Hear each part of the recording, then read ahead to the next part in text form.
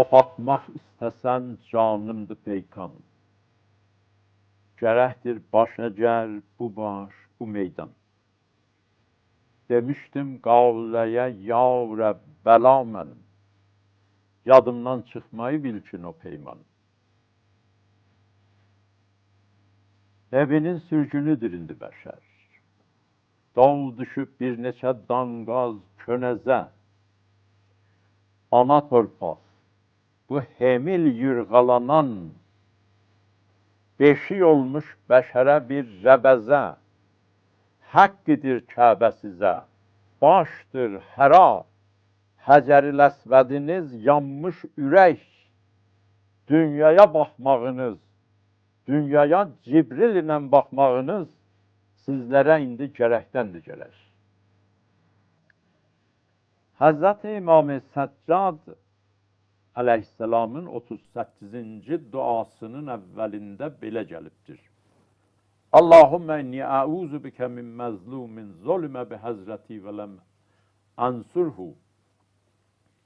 Ey mənim yaradanım, mən o ləhzədən ki, mənim yanımda bir məzluma yararsızlıq olur, zulüm olur və mən ona arxa dura bilməyirəm, sənə sığınıram. Beləliklə eşidənlərin zehnilərində yaranan sualların birisi budur. Şah və ilahi həkim nə səbəbə o zavallı qızılçının yaramazlıqla ölümünə razı oldular. Və onun ağzı aşa yetişməmişdən başını daşa yetirdilər. Əvvələn, qızılçı bu yerdə uyduran dünyadır ki, bir sevməli məşuqun donunda səhnəyə çıxıbdır. Sən insanı insanlıqdan boşaldan, yaman yaraya bənzər dünyanın meylini birinin ürəyindən kəsib atsan, sənə daha qatil deməzlər. Mevlana bu yerdə əgər xəşin və rəhmisiz özünü görsədir, istəyir desin ki, bu yerdə rəhm eləyən rəhmə qalar, rəhmilərə qalar və ya demişlər əldən ağza qalar. Bu yerdə ötkəm və möhkəm əməl eləməlisən. Mevlana bu yerdə o balıqçıların gəmisini dələn və o qayğısız uşağı öldürən Xızır kimi araya çıxır. Onun xərablayıb öldürməsində avadanlıq və ölümsüzlük vardır. Əgər bir nəfər baş bilir, Hitleri, Stalin'i və onlara tayları qınçalarında boğsaydı, ən azı 50 milyon nəfəri ölümdən qurtarmışdı. Və o halda əgər bu boğulan qınçaların gözlərindən də pərdə götürülsəydi, doğulmamış faciələrə xatir qayıdıb, o baş bilirin ayaqlarına döşənərdilər. تو قیاس از خویش میگیری و لیک تو قیاس از خویش میگیری و لیک دور دور افتاده ای بنگر تو نیک ta görürsən özünü həqqə qapan düşmüsən yoldan qıraq həqdən yaban. Sədi rəhmətli deyir, mən az an ruz ki در بند توام آزادم padşahım ki به دست تو əsir افتادم. Mən sənin bəndinə düşməklə açıldı nəfəsim. Şahlığa çatdım o gündən ki, sən oldun qəfəsim. Hərdən bir zadın coğrafiyasını dəyişik salmaq, o zadın müqəddəsliyində bir gülməli karikatura çevirir. Birisi Firavunun mələ ilə mutrəfə deməsi ki, siz mənim əlimi açıq qoyun, siz mənim əlimi açıq qoyun ta bu Musanı ertə gözdə öldürüm. Axir mən qorxuram o sizin dininizi əlinizdən alsın. Dininizi əlinizdən alsın və yerin üzündə fəsad törətsin. Və bir ayrı mövrid. Peyğəmbər Həzrətlərinin bu fərmayişləridir ki, la təkunu kəllənələnnas. Xalqa boyun əti, yəni ağır yük olmayın. Boyun əti bir xənəzil kimi zatdır, boyundan çıxar, artıq ətdir. Bu söz əgər Muaviyyənin ağzından çıxsa, qaranlıq qəbirdə 1000 illik ölünün, gülməyinin qabağını boğmaq olmaz. Və pişmiş toyuğu da güldürər. Ərəbcə deyər, təzhəku bihissaqla. Təzhəku bihissaqla. Ona idi ölmüş, qara leçəhli ana da gülür. Qədim xanların birisinin hücrəsindəydim. Məndən suvay neçə nəfər ayrısı da o yerdə hazırdılar.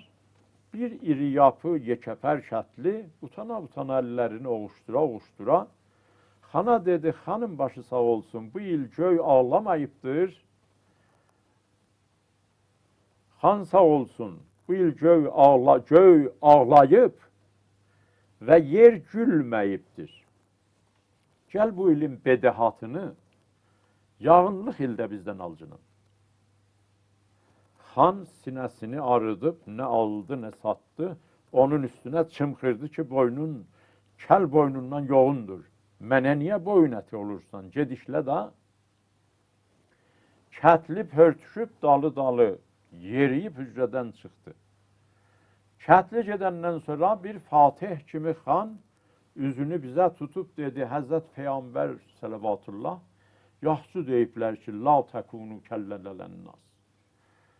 Özümü saxlayanmadım. Dedim, haca, Həzrət o sözü deyəndə Səlman və Əbu Zərin yanında durmuşdular. Və bu oxu Əbu Sofyan ilə Əbu Cəhlə sarı atırdılar.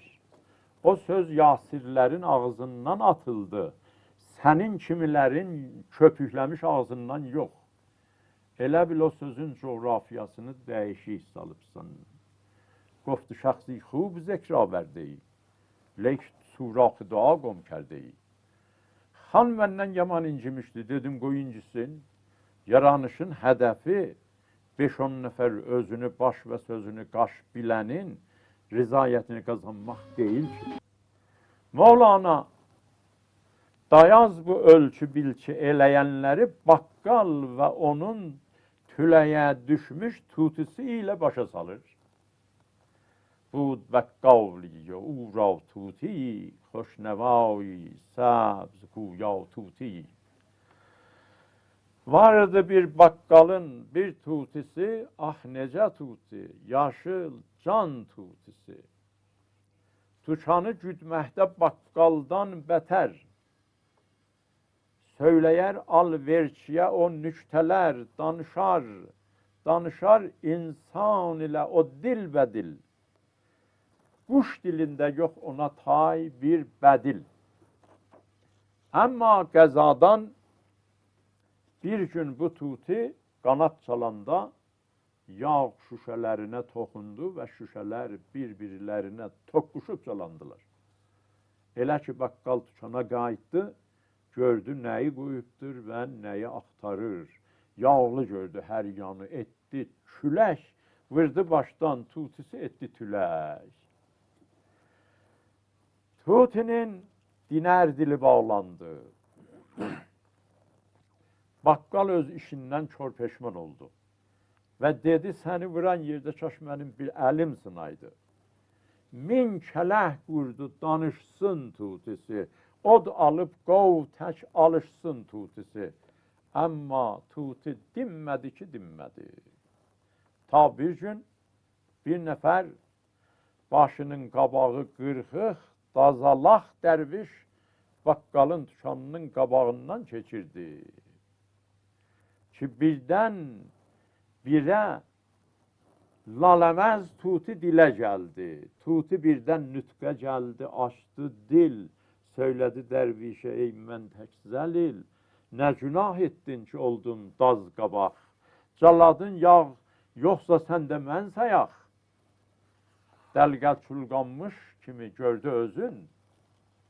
Dəlqə çulqanmış kimi gördü özün. Güldürüb oxşatmasından xəlq üzün. Xavr-ı pakan ra qiyas az xud məgir. Gerçi maunət dərini beşdən şir. Bu səbəbdən düşdü həqdən dünya yan. Olmadı əbdal həq xalqa əyan. Həqqin əbdallarının həqqində ayrı-ayrı rəvayətlər vardı. Bir rəvayətə görə əbdallar onlardılar ki, yerin üzündə ayaq tutan və yayılan pis dəbləri və sifətləri Allah bəyənən dəblərə çevirərlər. Və beləliklə vəli olmaq çıxarını ələ gətirərlər. Əbdalın ayrı mənaları da vardır ki, bu dov onları açmağa tov verməz. Dediklərə görə onların sayısı bir hesaba 7'dir. Ki yerin üzünün durumu və arxayınlığı onlara bağlıdır. Necə ki yerin burculmasının qabağını uca dağlar alır, uca dağlar alar və əlqa fil ərzı rəvasiyə ən təmidə bikum. Allahın bu özlərindən itmiş, əmma həqdə bitmiş vəliləri günəş kimi varlığın üstünə qızırqanmaz ışıq saçdıqlarına görə pay güdməzlər. Onların ləkəsiz ətəkləri aludəliklərin üstünə sarılar, əmma mırdara bulaşmazlar. Onlar kun mə'ənnas və la tekun mə'əhum cinsindəndilir.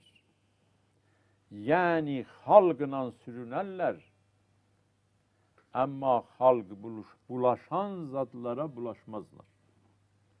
Onlar ərş-i dayaqlı olduqlarında adi xalqdan da seçilməzlər. Müteal Allahın qeyrəti icazə verməz ki, bulaşıq gözləri onları tanısınlar. Necə ki, məhrəm olmayan Qur'anı məhz eləyə bilməz və Qur'andan təhcə yazısını görər. Pak باید که پاک را بیند خاکی اجزای خاک را بیند. Hələlik bu bəhsin ardı vardır, sağ olun.